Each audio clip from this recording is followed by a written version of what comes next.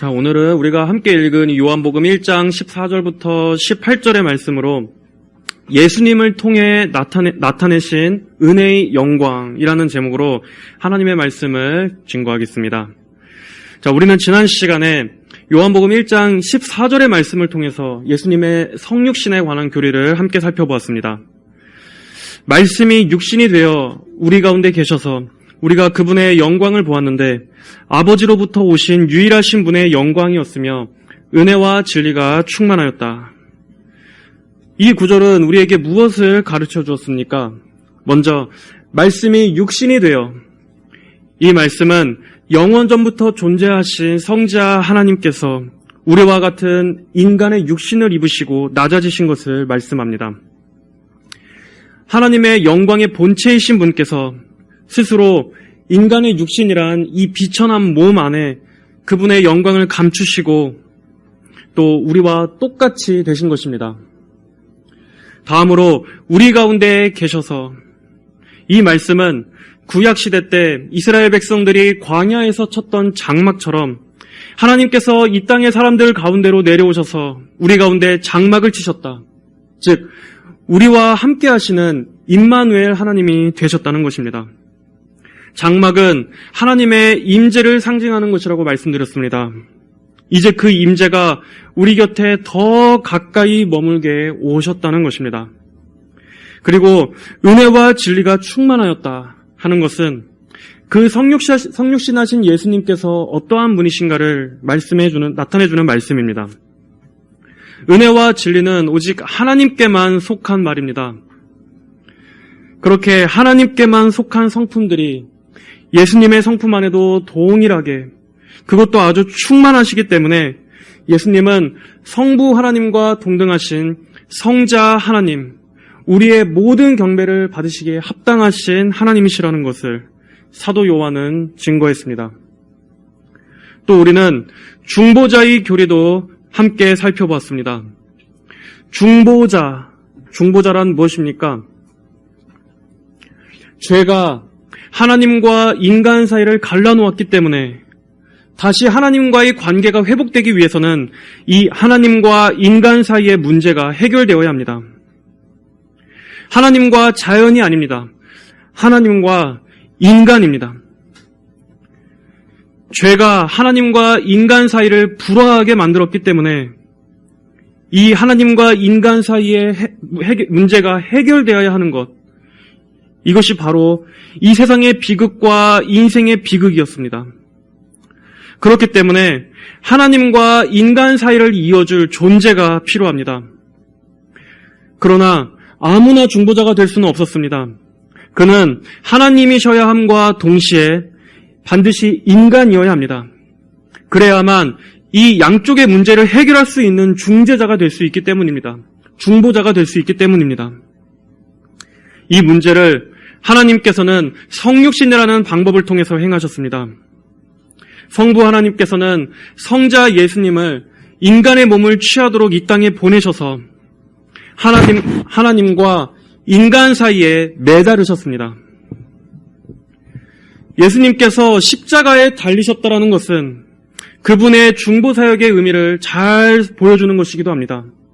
여러분, 십자가는 땅에 박혀 있지만 동시에 하늘을 향해서 높이 들려 있습니다. 하늘과 땅 중간에 있습니다. 이것은 하나님이시며 인간이신 분께서 하늘과 땅 중간에 달리셔서 하나님과 인간의 문제를 해결하셨다는 것을 상징하는 것이기도 합니다. 먼저 그 중보자는 하나님이어야만 합니다. 왜냐하면 신성을 가지신 하나님만이 하나님의 그 무서운 신적 진노를 다 감당하신 후에 그 죽음을 속죄의 성취로 이끄실 수 있기 때문입니다.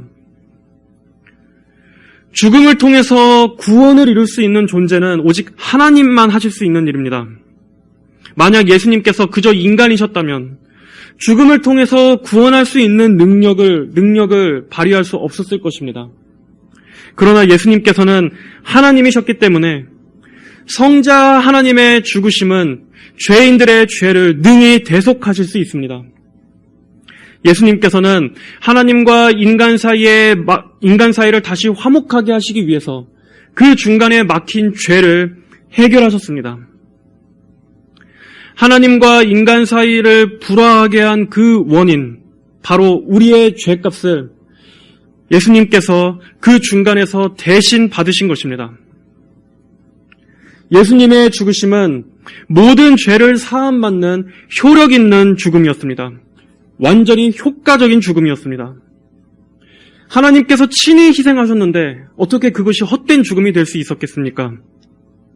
성자 하나님께서 우리 대신 죽으신 것은 더 이상 반복될 필요가 없는 완벽하고 완전하고 영원한 속죄를 이루었습니다. 죄인들이 치러야 할 모든 대가가 예수님 안에서 완벽하게 처리되었습니다. 또한 그분은 하나님이셨기 때문에 부활하실 수 있었습니다. 만약 예수님의 죽으심이 그저 죽음으로만 끝났다면 그것은 실패와 비극으로 끝났을 것입니다. 그러나 예수님께서 죽음을 이기시고 부활하심으로 우리의 대속이 하나님께 온전히 다 갚아졌다, 다 이루어졌다라는 것을 선언하셨습니다. 이렇게 예수님께서 참 하나님이셨기 때문에 하나님만이 하실 수 있는 일을 성취하시고 완성하실 수 있으셨던 것입니다. 또한 중보자는 반드시 사람이어야만 된다고 말씀드렸습니다. 인간이 하나님께 반역했기 때문에 죄를 지은 당사자인 인간만이 그 죄값을 치를 수 있습니다.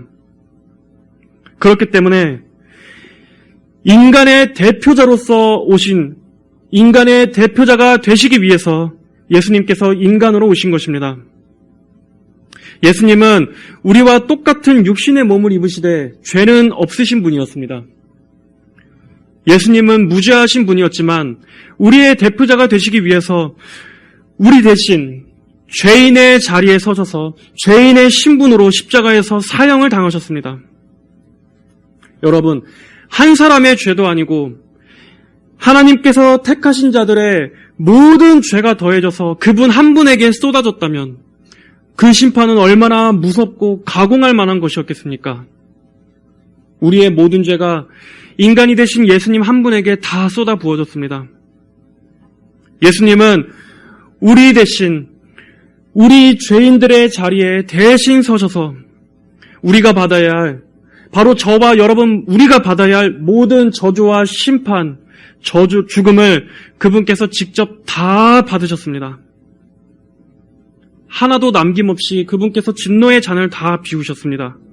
그래서 우리는 예수님께서 대신 심판받으신 그 은혜 때문에 이제 하나님께 다시 한번 심판받는 일이 없게 된 것입니다.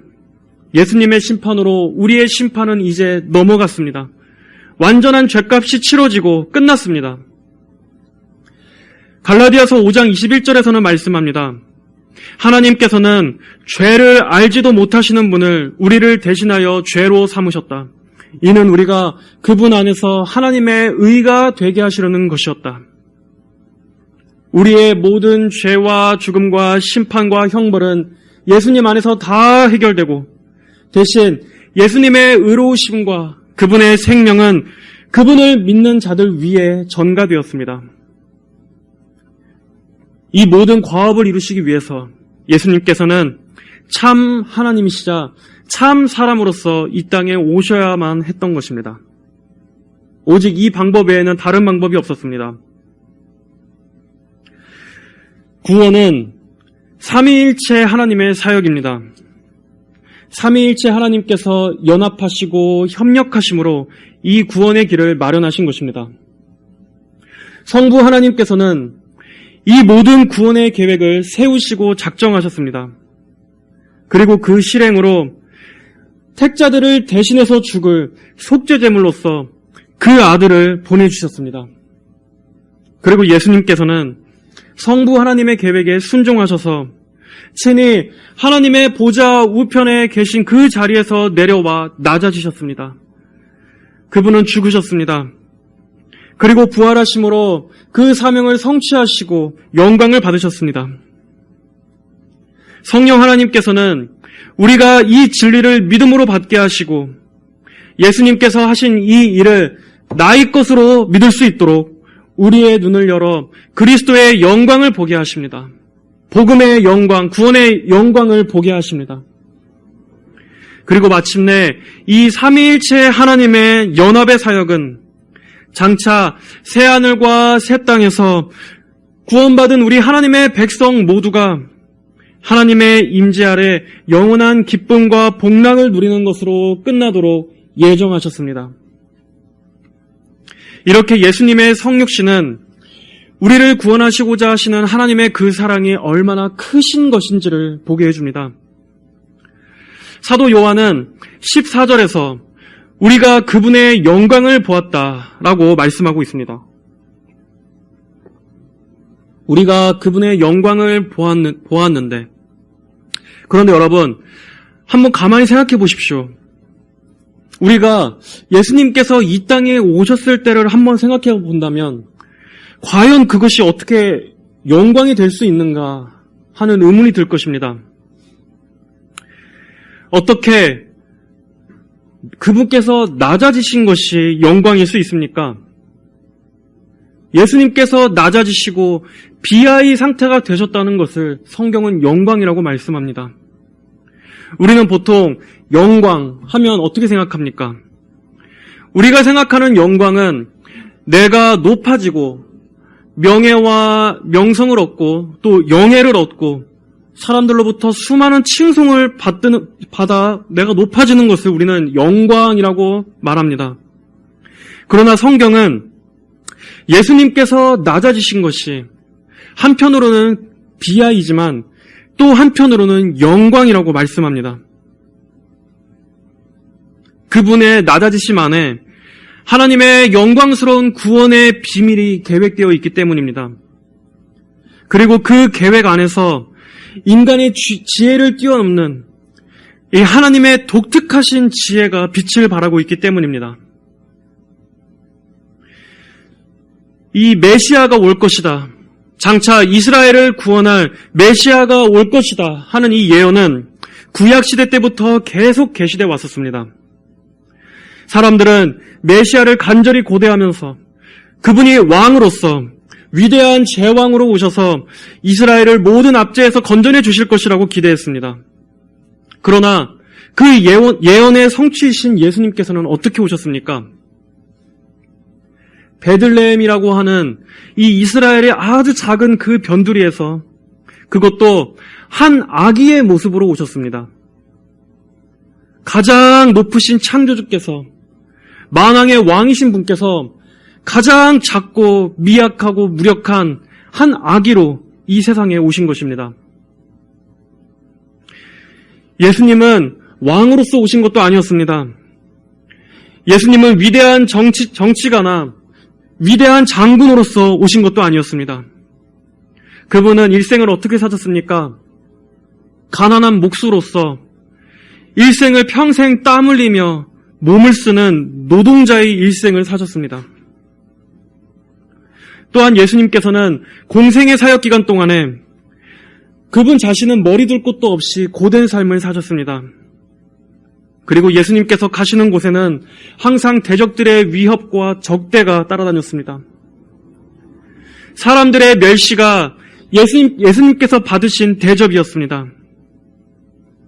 당시의 위대한 종교 지도자들, 위대한 교양인들, 위대한 이스라엘의 정치 지도자들은 오히려 예수님을 핍박했고 도리어 가난하고 멸시받던 죄인들, 사회로부터 손가락질 받던 불의의 사람들만이 예수님을 따랐습니다.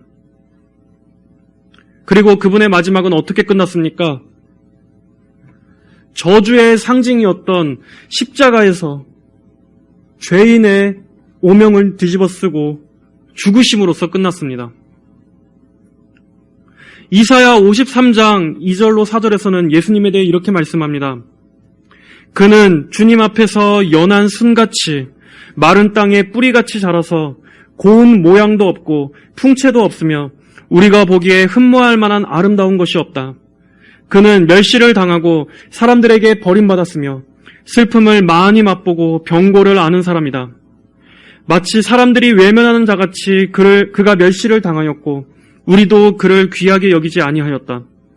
참으로 그는 우리의 병고를 지고 우리의 슬픔을 당하였으나 우리는 그가 징벌을 받고 하나님께 맞으며 고난을 당한다고 생각하였다. 여러분, 이것이 어떻게 영광일 수 있습니까? 그러나 하나님께서는 이렇게 예수님께서 낮아지신 것을 영광이라고 말씀하셨습니다. 택하신 자녀들을 구원하시기 위해서 죽기까지 낮아지신 것을 영광이라고 말씀하신 것입니다.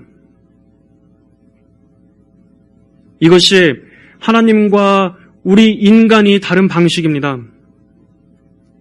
하나님께서는 인간이 기대하던 일반적인 예상을 뛰어넘게 일하십니다.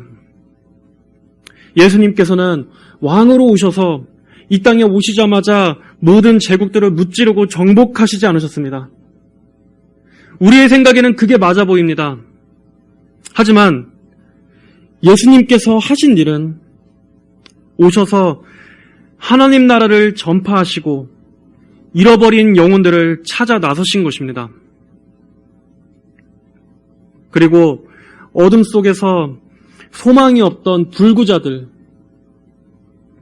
고통당하는 자들, 구원의 소망이 없던 자들에게 회복과 소망의 빛을 주셨습니다. 그들의 몸만이 아니라 그들의 가장 근원적인 그 영혼을 고쳐주셨습니다. 예수님은 실제로 왕이실 뿐 아니라 그분은 만왕의 왕이신 분입니다. 왕들의 왕이시오 주의 주이신 분입니다. 그리고 그분은 창조주셨습니다.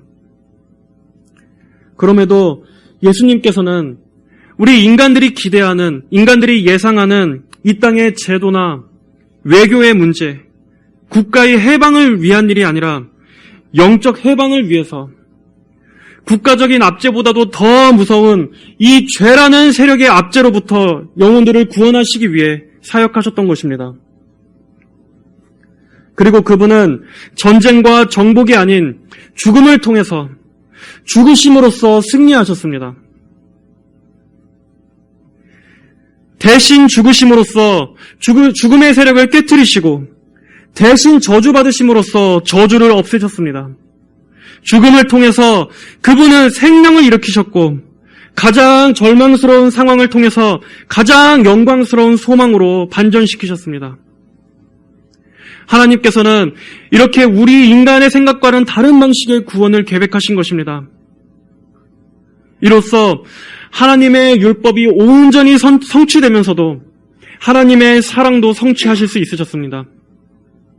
하나님 자신의 성품에 그 스스로 모순되는 것이 하나도 없이 완벽한 구원을 행하여 주셨습니다. 그리고 그 은혜를 베푸시는 방식마저도 우리 인간의 행위와 노력이 아닌 오직 믿음으로 받는 은혜의 선물, 믿음으로 받는 은혜의 선물로서 사람이 구원을 얻도록 방편을 정하셨습니다.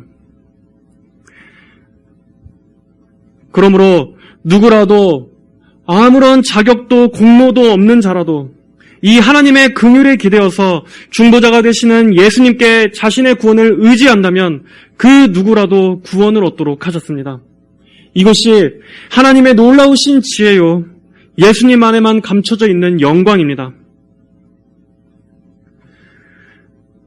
우리가 그분의 영광을 보았는데 이 영광을 보는 자들은 누구입니까? 누가 이 영광을 볼 수 있습니까? 하나님의 자녀들입니다. 혈통에서나 육체의 뜻에서나 사람의 뜻에서 나지 않고 하나님께로부터 난 자들, 하나님으로부터 출생한 자들, 즉 성령으로 거듭난 자들은 바로 이 예수님 안에서 하나님의 구원의 영광을 봅니다. 복음의 영광을 봅니다. 하나님의 성품의 영광을 봅니다. 고린도후서 4장 6절에 어두움에서 빛이 비출 것이다 하고 말씀하신 하나님께서 예수 그리스도의 얼굴에 있는 하나님의 영광을 아는 빛을 우리 마음속에 비추셨다. 어두움에 빛이 비출 것이다 하신 하나님께서 예수 그리스도의 얼굴에 있는 하나님의 영광을 아는 빛을 우리 마음속에 비추셨다. 태초에 하나님께서 그 흑암만이 가득했던 그 깊은 어둠에 빛이 있으라 말씀하셨을 때 처음 빛이 임했습니다. 이처럼 죄인의 죽은 심령 안에 하나님께서 성령을 통해 빛을 비추시면 그 사람은 이제 예수님에게서 하나님의 영광을 보게 됩니다. 마치 어떤 전시회가 있습니다. 그 전시회의 가장 중점인 조각품이 가운데 서 있습니다. 그 조각품이 깜깜한 조명 아래에서 베일에 가려져 있습니다. 그러다가 어느 순간 그 조각품 위에 스포트라이트가 쫙 비춰지고 베일이 벗겨지면서 그 온전한 실체가 드러나는 것처럼 하나님께서 우리 영혼에 빛을 비추시고 우리의 눈을 뜨게 하시면 그 예수님을 통해서 하나님의 영광을 보게 되는 것입니다. 하나님의 성품, 또 하나님의 권능, 하나님의 마음, 하나님의 선하심, 이 모든 것들을 예수님을 통해서 보게 됩니다. 그리고 그 하나님께서 저 멀리 계신 분이 아니라 그 하나님께서 이 땅까지 낮아지셨고 우리 안에 장막을 치셨고 나를 위해 죽으셨구나. 나 같은 죄인을 위해 죽으시고 내 모든 구원을 다 이루셨구나. 그분께서 내가 이룰 수 없는 것을 대신 다 이루신 분이구나 하는 것을 믿고 의지하게 하십니다. 여러분, 이렇게 빛을 비추시는 이러한 조명의 역사가 있기 전까지는 사람은 예수님에게서 아무런 것도 발견하지 못합니다. 우리는 하나님께서는 크고 광대하신 분이라고 생각합니다. 그러나 한번 잘 생각해 보십시오. 우리는 혹시 예수님에 대해서 생각할 때는 왠지 모르게 너무나 멀게 느껴진다고 생각하진 않으십니까? 하나님은 잘 알겠는데 예수님에 대해서는 아직 잘 모르겠다 생각하시는 분들이 계실 것입니다.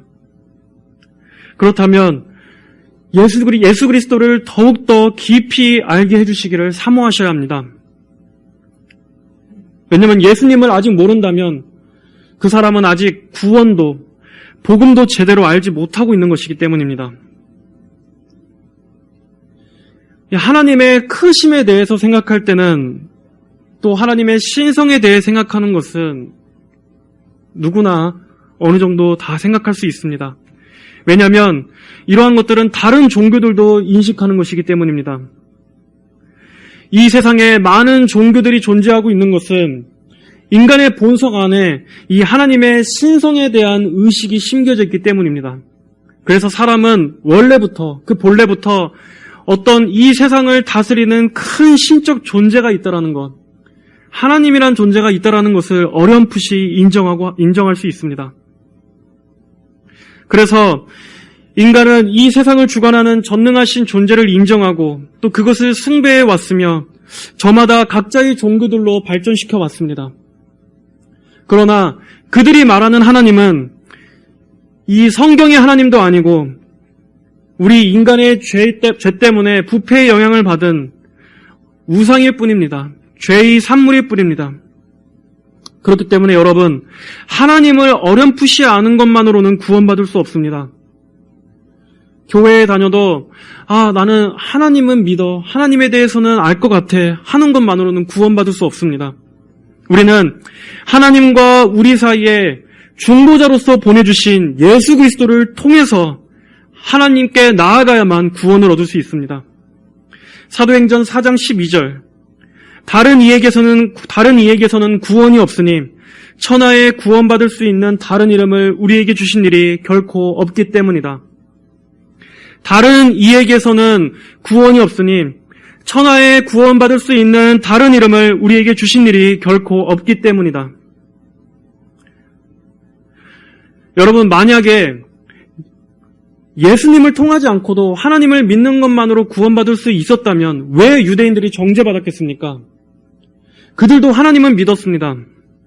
그러나 중보자 되시는 예수님을 통해서 이 죄사함과 의의 문제를 해결받지 않고서는 결코 구원이 없습니다. 하나님을 믿는 것만으로는 안 됩니다. 예수 그리스도를 자신의 주와 구주로, 그분을 중보자로 믿어야 합니다. 예수님이라는 다리를 통해서만이 하나님께 나아갈 수 있고 하나님과 다시 화목의 관계가 될 수 있습니다. 나는 길이요 진리요 생명이니 누구든지 나로 말미암지 않고는 아버지께로 올 자가 없으리라. 예수님으로 말미암지 않고서는 하나님께로 나아갈 수 없습니다. 저는 예수님은 잘 모르지만 어쨌든 하나님을 믿으니까 그걸로 된 거 아닌가요? 어쨌든 하나님을 믿는 건 같은 거니까. 만약에 여러분들이 이렇게 생각한다면 여러분들은 WCC 지지자들과 별 차이가 없는 신앙을 갖고 있는 것입니다. 예수님을 뛰어서는 안 됩니다. 예수님을 건너뛰어서 하나님만 생각해서는 안 됩니다. 그러므로 우리 성도들은 예수 그리스도를 알아야 합니다. 그리스도의 영광을 더 보게 해달라고 기도하셔야 합니다. 스스로 그리스도인이라고 자처하는데 정작 그리스도에 대해서 아무런 영광도 매력도 발견하지 못하고 신앙생활을 한다면 그것만큼 모순도 없습니다. 예수님을 믿는다고 말하지만 예수님에 대해서 말할 때 가장 지루해하고 가장 몸이 건조하다면 그것이야말로 정말 아주 이상한 신앙입니다. 예수님께서 인격으로 오셨다고 성경은 말씀하지 않습니까? 18절에 일찍이 아무도 하나님을 보지 못하였으나 아버지의 품속에 계신 유일하신 하나님께서 나타내 보이셨다. 여기서 아버지의 품속이란 그만큼 예수님께서 성부 하나님과 친밀하시고 떨어질 수 없는 연합의 관계였다는 것을 설명하는 것입니다. 바로 그러한 분께서 하나님을 계시해 주시기 위해 나타내 보여주셨습니다. 우리 가운데 오셔서 눈으로 볼 수 있도록 거하셨습니다. 이 의미가 무엇이겠습니까? 그만큼 더 친밀하게 오셨다는 것입니다.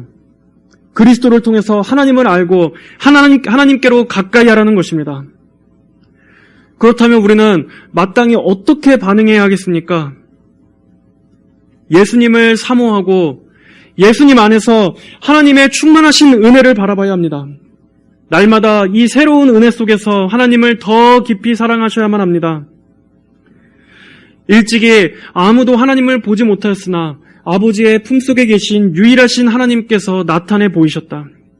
나타내 보이셨다. 활짝 열어 나타내 보이신 것을 말합니다. 예수님께서는 마지막 계시입니다. 하나님이 어떠한 분이신가를 설명하는 최종적인 계시로서 인격으로서 오신 분입니다. 이렇게 활짝 열어 나타내 보여주셨는데 그럼에도 우리가 그분께 이토록 냉담하다면 어떻게 하겠습니까? 10절, 11절의 말씀처럼 그분께서 세상에 계셨고 세상이 그분을 통하여 창조되었으나 세상은 그분을 알지 못하였다. 그분께서 자기 땅에 오셨으나 자기 백성들이 그분을 영접하지 아니하였다. 이러한 상태와 다를 바가 없는 것입니다. 그러므로 여러분, 교회 안에 있으면서도 예수님께 대해 냉담한 것은 자연스러운 것이 아니라 이상한 것입니다. 정말 깊이 고민해 봐야 할 문제입니다. 만약 자신이 예수님에 대해서 생각할 때 냉랭하고 여전히 나는 그리스도에 대해서 잘 모르겠다 하는 상태라면 이 문제를 가지고 여러분 진지하게 하나님 앞에 기도로 씨름하십시오. 이 문제는 정말 여러분의 구원과 너무나 직결된 문제입니다. 자, 사도 요한은 이제 15절과 17절에서 대조의 방식을 통해 예수님의 뛰어나심을 설명하고 있습니다. 15절에 내가 말하기를 내 뒤에 오시는 분께서 나보다 앞서신 것은 그분께서 나보다 먼저 계셨기 때문이다. 이 말이 무슨 말씀입니까?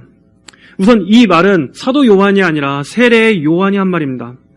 세례 요한은 예수님보다 6개월 먼저 출생했습니다. 그럼에도 그는 예수님께서 자신보다 먼저 계신 분이라고 말하고 있습니다. 어떻게 예수님께서 세례 요한보다 더 늦게 태어나셨는데 세례 요한보다 먼저 계신 분이라고 말할 수 있습니까? 이 말씀은 예수님의 선재하심을 말하는 것입니다. 선재, 즉 먼저 존재하셨다라는 말입니다.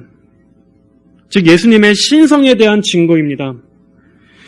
예수님은 성육신을 통해서 이 지상에, 이 역사에 나셨지만 예수님은 영원 전부터 존재하셨던 하나님이셨기 때문에 그분은 시간 밖에, 이 역사 밖에 존재하시는 분입니다.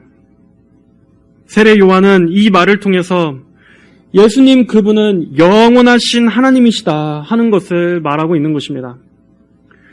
그리고 17절에서는 또 하나의 대조가 나옵니다. 사도 요한은 이 17절의 말씀을 통해서 모세의 율법과 예수 그리스도의 복음을 대조하고 있습니다. 율법과 복음입니다. 자, 율법은 어떤 역할을 합니까? 율법은 하나님의 공의로운 성품을 담고 있는 거룩한 계명입니다. 율법의 한 계명, 한 조항마다 하나님의 공의로우심과 거룩하심, 그분의 완전하신 의의가 담겨 있습니다. 유대인들은 그 율법을 통해서 하나님을 보았습니다. 하나님의 엄중하심과 하나님의 위엄을 보았습니다. 그러나 율법은 선한 것임에도 불구하고 그 율법은 우리를 구원할 수 없는 한계를 가지고 있었습니다. 왜냐하면 율법은 우리가 죄인임을 드러내주기 때문입니다. 우리 중 누구라도 하나님의 그 완전한 율법 앞에 선다면 우리는 나는 도저히 의로워질 수 없는 실패한 죄인이구나 하는 것을 깨달을 뿐입니다. 그러나 예수님께서는 구원을 가지고 오셨습니다. 예수님은 복음, 복된 소식, 그 치료책과 해결책을 가지고 오셨습니다. 예수님 자신이 바로 그 구원입니다. 예수님은 우리가 온전히 다 지킬 수 없는 의를 대신 다 지켜주셨고 또 우리가 지은 죄의 형벌을 그분이 대신 받으셨습니다. 그래서 율법이 요구하는 모든 것을 그분이 다 성취하셨습니다. 그리고 그 모든 것을 우리에게 은혜로 주시기 위해서 우리의 행위의 공로가 아니라 은혜로 선물로 주시기 위해서 오셨습니다. 이렇게 예수님으로 인해서 은혜를 얻고 또 예수님이 진리이시기 때문에 그분 외에는 진리가 없습니다. 용서와 구원, 참 생명, 참 진리, 이것이 예수님 안에 다 있고 그분은 바로 이 모든 것을 주시기 위해서 오셨습니다.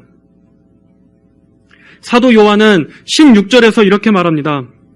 우리 16절의 말씀을 같이 한번 읽어보겠습니다. 시작. 우리가 다 그분의 충만한 데서 받았으니 은혜 위에 은혜이다. 우리가 다 그 충만한 데서 받았으니 은혜 위에 은혜이다. 예수님 안에는 인간이 진정한 생명을 얻을 수 있는 모든 방편이 충만하게 있습니다. 하나님께서 원래 인간을 창조하신 대로 우리를 창조하신 그 존귀한 형상으로 회복시킬 수 있는 모든 은혜가 예수님 안에 다 있다는 말입니다. 아더 핑크라고 하는 분은 이 그리스도의 충만함에 대해서 이렇게 표현했습니다. 시간에서나 영혼에서나 신자가 필요로 하는 모든 것이 커다란 창고처럼 그리스도에게 쌓여 있다. 이 시간에서나 그리고 영혼에서나 성도가 필요로 하는 그 모든 것이 커다란 창고처럼 그리스도 안에 쌓여 있다. 그렇습니다. 예수님 안에는 우리가 이 땅에서나 그리고 우리의 영혼을 위해서 필요한 모든 은총들이 가득가득 흘러넘칩니다. 언제라도 우리는 그분에게로 달려가서 콸콸 뿜어져 나오는 이 영혼의 생명수를 마실 수 있습니다. 성도가 예수님을 찾을 때 예수님께서는 언제나 우리에게 주시는 분이십니다. 뺏고 굶주리게 하시는 분이 아니라 베푸시고 채우시는 분입니다. 성도 여러분, 날마다 예수님께로 가십시오. 예수님께로 가십시오. 은혜 위에 은혜이신 이 예수님께로 매일매일 가까이 가십시오. 그리고 그분 안에 머무십시오. 이 은혜 위에 은혜라는 말은 계속해서 충족되는 은혜를 말합니다. 계속해서 끊임없이 공급되는 은혜를 말합니다. 지속적이고 또 신선하고 매번 새로운 그 은혜가 여러분이 예수님을 찾으실 때 주어지는 놀라운 신비입니다.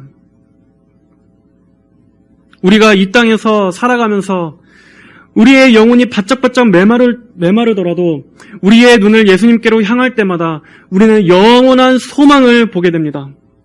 그분 안으로 갈 때마다 우리는 영원한 의를 볼 수 있습니다. 그리고 그분께 의지할 때마다 우리는 영원한 안전을 볼 수 있습니다. 하나님께서 예수님을 통해 이런 구원을 베풀어 주시고 친히 그분을 이 땅에 보내주셔서 복음을 통해서 우리를 불러주셨다는 이 사실을 우리는 감사해야 합니다. 이것이 얼마나 놀라운 은혜인지를 우리는 알아야 합니다. 이 세상 모든 이들이 영적으로 죽어있고 눈이 멀어 있어서 그분을 알아보지 못했음에도 하나님께서 우리에게 값없는 은혜로 도대체 우리가 무엇이길래 그 멸망길에서 우리를 건져주신 것입니까? 우리로 하여금 이 생명의 길을 알게 하신 것입니까? 그리고 이것을 믿고 받아들일 수 있는 믿음을 주신 것입니까? 우리 안에는 정말 아무것도 선한 것이 없는데 왜 하나님께서 어떻게 우리를 그 어둠에서 골라내 주셔서 빛으로 옮겨다 심어주신 것입니까? 하나님께서 행하신 이 은혜들을 하나하나 생각해 볼 때 우리는 정말 하나님께 무한한 감사와 찬송을 올려드릴 수밖에 없습니다. 우리에게 이루어 주신 이 놀라운 일들에 우리는 감탄할 수밖에 없는 것입니다. 그러므로 날마다 이 은혜의 영광을 정말 항상 생각하시길 바랍니다. 항상 되새기시길 바랍니다. 여러분들이 이 큰 사랑을 생각한다면 우리의 마음 안에서 세상 사랑도 내몰아질 것입니다. 이 사랑을 묵상할 때만이 다른 모든 하찮은 영광은 그다지 가치 없게 느껴질 것입니다. 여러분, 지금도 많은 사람들이 이 예수님, 이 생명과 빛이신 예수님을 알지 못해서 굶어 죽어가고 있습니다. 물론 그들 자신은 모릅니다. 자신들이 영적으로 죽어있다는 것도 모르고 자신들의 영혼이 정말 너무나 비참하게 굶주려 있다는 것도 그들 자신은 모릅니다. 자신이 하나님과 원수 상태라는 것도 알지 못하고 있습니다. 그리고 자신이 지금 하나님의 무서운 진노의 멸망길로 가고 있다는 것도 그들 자신은 알지 못하고 있습니다. 하지만 그런 그들에게 하나님께서 우리에게 베풀어 주신 이 동일한 구원의 은혜가 그들에게도 주어져서 그들 또한 자신이 지금 잃어버려진 존재라는 것을 알고 하나님께로 다시 돌아올 수 있게 된다면 얼마나 좋겠습니까? 그래서 그 불쌍한 그들 역시도 하나님의 존귀한 형상을 다시 회복하고 진짜 하나님께서 자신을 지으신 그 목적대로 살 수 있게 된다면 그 영혼의 생명을 얻게 될 수 있다면 정말 얼마나 기쁜 일이겠습니까? 우리는 비록 이 세상이 점점 더 불신앙으로 가고 있고 깊은 어둠 속으로 가고 있다고 할지라도 그럼에도 하나님께서 이 땅의 남은 자들을 건져주셔서 더욱더 많은 이들이 이 그리스도의 영광을 보게 되기를 기도해야 할 것입니다. 이 예수님의 존귀하신 이름이 더욱더 이 세상에 널리 퍼지기를 기도해야 할 것입니다. 그리하여 그리스도의 이름, 이 생명의 주님의 이름을 듣는 자마다 살아나게 되는 역사가 주님 오시는 날까지 그치지 않고 계속되기를 구해야 할 것입니다. 성도 여러분, 예수 그리스도의 영광을 바라보십시오. 이 영광을 보기를 구하십시오. 그리고 이 영광을 찬양하십시오. 예수님을 즐거워할 때 여러분의 영혼 또한 가장 복되고 즐거움을 누리게 될 것입니다. 영원히 목마르지 않는 생명수가 그리스도 안에 충만하게 있습니다. 이 생명수 안으로 오십시오. 이 영혼의 샘으로 오십시오. 마르지 않는 한량없는 충만한 은혜 가운데로 오십시오. 한 주간도 우리에게 주신 이 그리스도의 이름을 소중히 여기면서 이 은혜 위에 은혜가 여러분들의 삶에 가득 넘치시기를 주님의 이름으로 축복합니다. 다 함께 기도하겠습니다. 하나님 아버지 감사합니다. 우리에게 주신 이 귀하신 예수 그리스도의 이름을 찬양합니다. 아버지의 품속에 계신 이 유일하신 하나님께서 나타내 보이신 그 놀라운 성육신 사역을 통해서 아버지 우리가 하나님의 그 구원의 놀라움들을 보게 하여 주시옵소서. 아버지 저희는 이성의 한계와 또 죄의 부패함의 그 영향으로 인해서 하나님의 그 크신 영광을 온전히 다 보고 싶어도 볼 수가 없는 한계를 지니고 있습니다. 성령님, 저희의 심령에 놀라운 빛을 비춰주셔서 예수 그리스도의 얼굴에 나타나 있는 하나님의 영광을 아는 빛을 저희 성도들 모두의 마음에 환하게 비춰 주시옵소서. 그리하여 예수님께서 얼마나 놀라운 분이신지, 얼마나 크고 영광스러운 분이신지, 그리고 그분의 이 성부 하나님께서 얼마나 크신 사랑과 은혜로서 우리를 건져 올려주셨는지 이 모든 구원의 영광을 저희가 더 깊이 기뻐하고 찬송하게 하여 주시옵소서. 이 모든 말씀이 우리에게 살아있는 진리요 능력의 역사로서 우리 가슴판에 새겨질 수 있도록 은혜를 주시옵소서. 감사드리며 예수 그리스도의 이름으로 기도드립니다. 아멘.